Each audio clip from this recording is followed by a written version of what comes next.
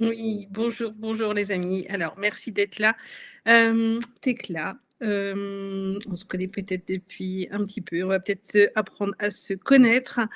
Hem, voilà, je suis une femme de plus de 50 ans, 52, 53 au mois de mars 2026 et puis ça fait des années en fait que je m'intéresse à plus de conscience de tout ce qui se passe en nous, plus de conscience aussi, voilà, des possibilités. Et certains me connaissent, parce que j'ai partagé un temps les outils d'Access Consciousness et je ne les partage plus aujourd'hui. Néanmoins, je sais reconnaître tout ce qu'ils ont permis dans ma vie et puis, tout ce qu'ils m'apportent aujourd'hui, toujours quand je les utilise et en même temps, voilà, actuellement, je ne les partage plus. Et ça a créé dans ma vie, eh bien, comme, une mise en pause de beaucoup d'espace, et une mise en pause, de mon activité. C'est pour ça que vous n'avez sans doute pas vu beaucoup de vidéos, récentes de moi. Et en fait, cette mise en pause, eh bien, elle a permis qu'émergent, des nouvelles choses. Vous savez que c'est sans doute du silence et et de l'espace que peuvent émerger les nouveautés. Hem, pour ce qui est de prendre soin de mon corps et puis de prendre soin des corps des uns et des autres, mon ma vie dans ma vie, j'ai accueilli ça fait maintenant 3 ans, donc sans doute en 2022, hem, la fontaine Kangen qui permet de boire de l'eau ionisée, de l'eau alcaline. Et ça a été un grand moment dans ma vie, que d'accueillir cette fontaine parce que, ça m'a permis de découvrir, d'apprendre beaucoup de choses. Entre autres, c'est grâce à ça que j'ai entendu parler du quatrième état de l'eau. Alors le quatrième état de l'eau, il a été décrit par un monsieur qui s'appelle Gerald Pollack. C'est un Américain et ce qu'il a décrit, ça a été découvert un petit peu par hasard, parce qu'il y a eu de l'eau laissée sous de la lumière pendant toute une nuit et au petit matin, ceux qui ont trouvé cette eau-là se sont rendus compte qu'en fait, l'eau s'était partagée en 2 parties différentes. Nous, tout ce qu'on a appris, c'est que l'eau, c'est H2O. Mais en fait, il y a une forme de l'eau, une forme qu'on dit colloïdale. Cette forme de l'eau, eh bien, sa formule chimique, c'est H3O+. Et dans l'eau qui est sous cette forme colloïdale, eh bien, en fait, c'est comme si elle était beaucoup plus pure. Il n'y a plus rien qui y circule. Alors, le truc assez magique, eh bien, c'est que cette forme de l'eau, on l'a aussi dans notre corps et notamment à chaque fois qu'il y a une membrane, eh bien, de chaque côté de la membrane, il va y avoir cette eau colloïdale, cette eau dans le quatrième état. Et puis un petit peu plus loin, eh bien, on va retrouver l'eau H2O qu'on connaît tous, dans laquelle vont circuler à la fois toutes les substances qui permettent de nourrir le corps, mais aussi les déchets qui doivent être évacués. Et dans l'eau colloïdale, dans l'eau H3O, H3O+, eh bien, il y a rien qui circule.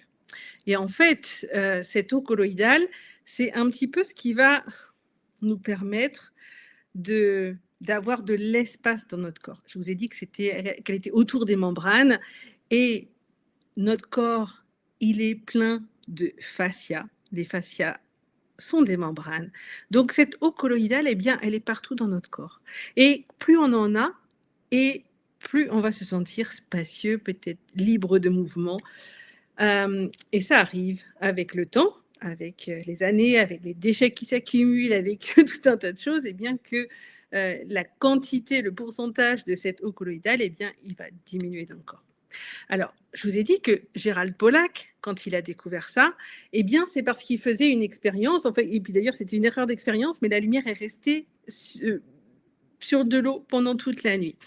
Et en fait, ce que j'ai appris donc dans la foulée de la découverte du 4e état de l'eau de Gérald Pollack, eh bien, c'est que, notamment en Asie, ils connaissent l'eau ionisée, c'est quelque chose qui fait partie de leur répertoire pour prendre soin d'eux depuis longtemps.